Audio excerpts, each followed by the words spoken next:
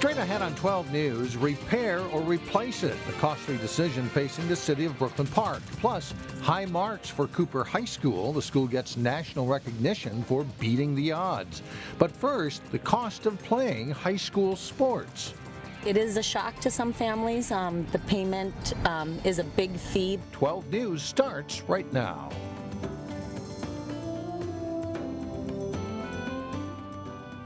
Hello, and thanks for joining us. What is in a sign? Well, it turns out a lot more than you might think. Brooklyn Park is contemplating a replacement for its City Hall monument sign. The big question is how much to spend. City Council members seem to favor two options, one that falls within budget and one that doesn't. The one that's under budget is a modernized version of the old sign. It would cost up to $58,000 under the approved budget of $60,000. The more expensive option is more of an art piece featuring big aluminum arches. That would cost as much as $92,000. The city is also considering an electronic reader board to display upcoming events, which would add as much as $45,000 to the cost. We have so many events in the city that we need to promote that we don't, and this is just one option or way to do it. Stuff costs money. I for sure don't want to keep what we have, because then we'll just be rehabbing something, and I don't think that would work. Brooklyn Park's existing City Hall sign is 25 years old and needs repairs. A decision is expected next month. Residents in northern Brooklyn Park will be happy to know something is being done about a blighted home in their neighborhood. The city's Economic Development Authority agreed to buy a tax-forfeited home that's been vacant for 5 years. The home in the 9700 block of Vincent Avenue North is one of 5 targeted by the city because of its poor condition.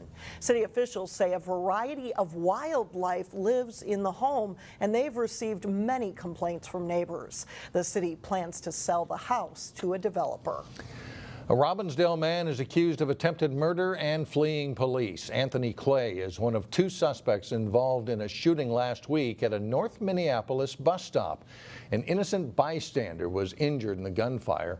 According to the criminal complaint, Clay was the driver of a vehicle that tried to flee police. The shooting apparently occurred because the suspects thought they saw someone who shot at them earlier. A Hennepin County Parole office in Brooklyn Center is overcrowded, and county officials say it could become a safety issue. That's why the county board gave preliminary approval to move out of this building that's on Bass Lake Road. The county would spend $2.5 million to move into a nearby space that's nearly twice as large. Probation officers handle offenders who have just been released from prison, and officials say there's just not enough room here to do that safely. The offenders that we work with, we consider those offenders very high risk, and so we need to provide a nice, secure, safe setting for our employees and also for the offenders that we work with. There is also concern the caseload is going up when new sentencing guidelines take effect that would reduce prison time for minor drug crimes. A national news publication is crediting a local high school for its efforts in beating the odds. Cooper High School made Newsweek magazine's top 500 high schools for beating the odds list. It recognizes schools that do a good job at getting economically disadvantaged students ready for college. The honor is a tip of the cap to teachers and staff at Cooper, where more than 60% of students are on free or reduced price lunch. It's a huge honor not only for our school, but from the schools that feed into our school as well, to work with students and not give up. Continually find ways we can meet those challenges that they may face, whether it's providing programming in school, providing transportation after school for late buses and getting them back and forth to school, working with families, reaching out to them. Cooper ranked number 7 in the state for high schools that made the beating the odds list. Well, coming up in Health Check, a superbug that has the experts scratching their heads. And then a little bit later in sports, a local prep soccer team should be in the mix again this fall as one of the state's best. We will have the story of the Breck Mustangs. But first, getting hotter on Wednesday. Look for warm sunshine and temperatures in the mid-80s. Well, there's a couple of local finalists in the running for a prestigious Minnesota competition that recognizes breakthrough business ideas. The Min Cup competition from the Hughes Carlson School of Management awards seed money and also mentorship opportunities to emerging entrepreneurs. Finalists from our area include a group of Wayzata High School students that are trying to launch Mixers Audio, and that has customizable earbuds. And in the general division, Golden Valley-based Key Log Rolling is a finalist, with their synthetic logs used for the water sport of log rolling. Min Cup winners will be announced September 22nd on the U of M campus. The first day of school is fast approaching and families are busy this time of year. Yeah, new school year requires supplies, doctor's visits, and sports physicals. But as Delane Cleveland reports in today's Health Check, a superbug is keeping families busy with something unexpected this summer. At first glance, Rachel Knutson and Lisa Rudquist look like they could be hairstylists. The boys sitting in their chairs wish it were that simple. They're not getting back to school haircuts here at Ladybugs. Instead, Rachel and Lisa are taking care of their head lice infestation. When school lets out and they start a new sport or they go to a camp, we see an uptick in our business. Yes, they're in the business of head lice removal. It's all over. Which is good news for Maple Grove mother Dee Dee Long. We were notified this morning. My girls came home from camp on Sunday, and we found out that her bunkmate had lice this morning. The little bugs are not easy to spot. You can see those are the adults. This one right here is a little bit smaller, so that is a nymph, so that's like an adolescent bug. And then these teeny tiny little specks that you see in there are the nits. It's a problem most commonly found in children between the ages of 3 to 11, but they're seeing it more now among older kids as well. Just because the teenagers and the tweens, they like to take a lot of selfies and they put their heads together, they're having sleepovers and activities and sporting events. Lice are certainly no fun, but a recent study found that Minnesota is one of 42 states that have so-called super lice, which are resistant to over-the-counter treatments. The lice that were tested were 100% resistant, meaning that you're pouring these toxic chemical preparations on your child's head, and it's really not doing anything. Which is why the staff at Ladybugs go through a process, using pesticide-free products and a heated air device to eliminate the infestation, which, by the way, is a problem that's becoming more prevalent. Month over month and year over year, we are doubling our business, so we have been very, very busy. Busy as families do their part to stop the spread before school starts. It's just disgusting. It's just disgusting. That's a pretty good way to say it. For Health Check, Delane Cleveland, 12 News. The symptoms that your child may have lice include a tickling feeling of something moving in the hair, excessive itching, or actually sores on the head caused by scratching. They are usually visible with the naked eye, but using a magnifying glass could help. Coming up, a new park in Plymouth that you might not know about. But first, it is the first week of practice for fall high school sports. We will have a season preview of one of the state's top volleyball teams. John Jacobson has that and much more coming up next in sports. Local soccer teams hit the field Monday for the start of workouts for the season. As Jay Wilcox reports, a small school power should be as good as ever this season. The good news, the Breck boys soccer team made it all the way to the state final in Class A last season. The better news, all but one player from that team is back. Oh, it's great being back. Haven't seen a lot of these guys on the field with me in a long time, so it's great to just get back in the high school season. Oh, we're excited. We're just gonna get back after it, work hard, going humble still, and just not try to think it's too easy, you know. More than 70 players are out for soccer at Breck, an impressive number considering the size of the school. You know, soccer is getting really big at our school. Everyone's liking it, so a lot of new freshmen are coming in, trying out. It's just great to have a lot of kids out here. Last year we had 74 players, which was the most we had ever had, and I think we're going to be pretty similar this year. So it's a bit of a challenge, you know, in a week to make decisions about team placement, but we'll get through it. Talented All-Staters Avi Eller and Garrett Opperman are back to lead the way, along with center defender Conrad Smits. Both goalkeepers are back as well, but the coaches still want competition and tryouts. There are no spots guaranteed. I mean, they all understand that, and we had a number of JV players who were, did really well last year, and I think they're going to be pressing for varsity spots. So just because we have a lot of players back, there are no certainties. I mean, they have to work for their spot. So there's a ton of competition. We have a lot of players who are pretty equal and trying to fight for spots, so it's really cool. They won't go overboard with predictions the first week, but Breck should be one of the top teams in Class A. Jay Wilcox, 12 Sports. The Mustangs open the season with a rematch of last season's Class A championship game as they play at Orono Thursday, August 25th. For the past 2 seasons, Champlin Park's volleyball team has qualified for state. The 2-time defending Section 5 3A champions should be loaded again this year. The Rebels are tuning up for what they expect to be a very good season. They return 8 players, including perhaps the state's best and setter hitter, Sydney Hilly. They're definitely excited to be back in the gym and working hard. I'm very excited. I think we're going to be very good again, and we have 8 returning people and some newcomers, and I think we're going to have a lot of depth in our program, so it should be a fun season. During the off season, everyone worked their butts off to get better, and that will definitely make us stronger this season. So yes, definitely we're stronger.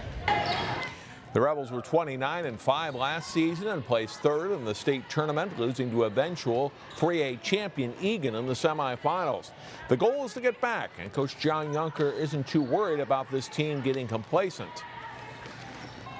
The biggest thing about this group and that I've noticed is that they're hungry without having that extra motivation. They know that we have players returning and they're excited about that, but at the same time they know that they want to get back and see what they can do. They hope to get back to the state tournament, and if they do, try and win the whole thing. The Rebels start with 3 matches on the road before their home opener against Andover on September 8th. Champlin Park is one of several local teams scheduled to play in the 3rd annual Side Out Classic volleyball event on August 27th. The one-day showcase features 36 teams from across the state playing on 3 courts at the Lindbergh Center in Minnetonka. Heritage Christian Academy of Maple Grove, coming off its first state tournament appearance in 2015, plays Kenyon Wanamengo, ranked 4th in the state in Class 2A. At 9 a.m. on the 27th. At 11 a.m., both Maple Grove and Osseo play. The Crimson face Chanhassen, while Osseo, number 11 in 3A, meets Rochester Mayo. Host Hopkins is matched up against Tracy Milroy Ballatin. The Panthers are ranked 2nd in Class A. Hopkins is number 15 in 3A. And Champlin Park, number 3 preseason in Class 3A, goes up against 10th ranked Minnetonka. It should be a great day for high school volleyball. And that's a look at sports. Here we go. Yes, right. Yeah. Thanks, John. Well, up next, a new park in Plymouth is the first of its kind in Minnesota. We'll show you the new pump track and who the city thinks may use it the most.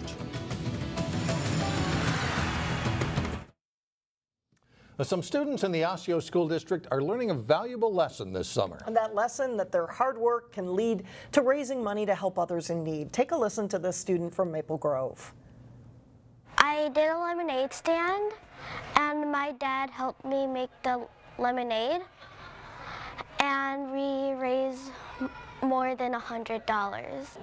Lemonade stands, bake sales, car washes, those are just a few of the ways students in the KidStop Summer Care Program at Rush Creek Elementary have raised money this summer, and it does add up. Around 350 kids in the program gathered to present nearly $1,900 to the Pinky Swear Foundation, and that helps kids who are diagnosed with cancer. The students also donated new toys as well. The effort is all part of a service learning project. Part of the reason we do it is we just try to teach kids to think outside of their own little circle. We like to do a local charity so they learn to give back. So it's just teaching them about kind of the bigger picture of helping, those in need. In other news, if you have a bike or skateboard at home, you might want to check out a new park in Plymouth. A pump track is now open, and the city says it is the first one of its kind in the state. A pump track is a continuous loop with waves or berms for bicyclists or skateboarders to use their body weight or gravity to propel themselves. The pump track is just east of Plymouth Middle School and before was just an asphalt surface. When city officials saw a pump track at a national convention, they thought it could be the perfect feature for middle schoolers. Sometimes programming feels like it's too young or too old, and it's hard to find something that they like to do. And To be honest with you, most times I've been out here, I've seen middle school age students, kids, people using this pump park. A Purpose student designed and painted the artwork in the center of the track, and a grand opening is scheduled for September 15th, but it is already open and ready to use. Well, practice for the fall high school football season, the sports season, has begun. And while sports help kids compete and grow, they are not cheap. Eric Nelson has more on what parents can expect to shell out.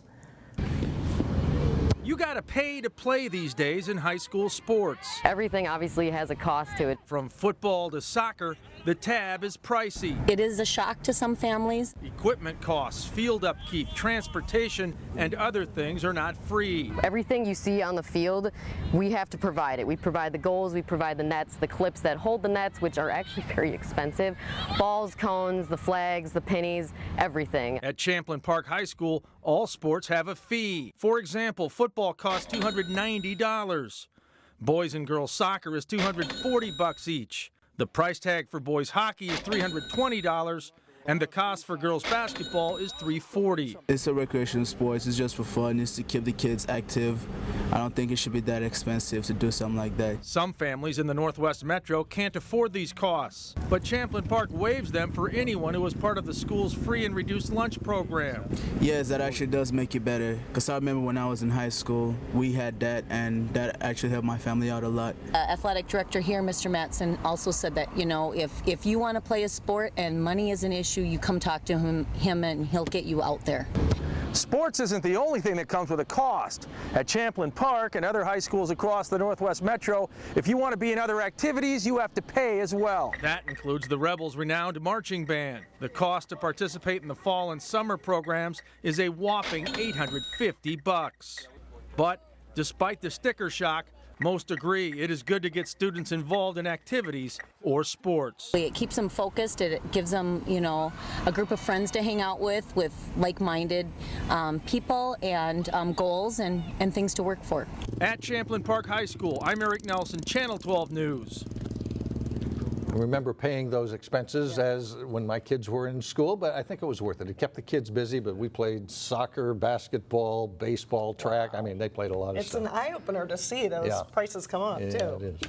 That'll do it. That's it for now. Thanks for joining us, everyone. We will see you back here again tomorrow starting at 4.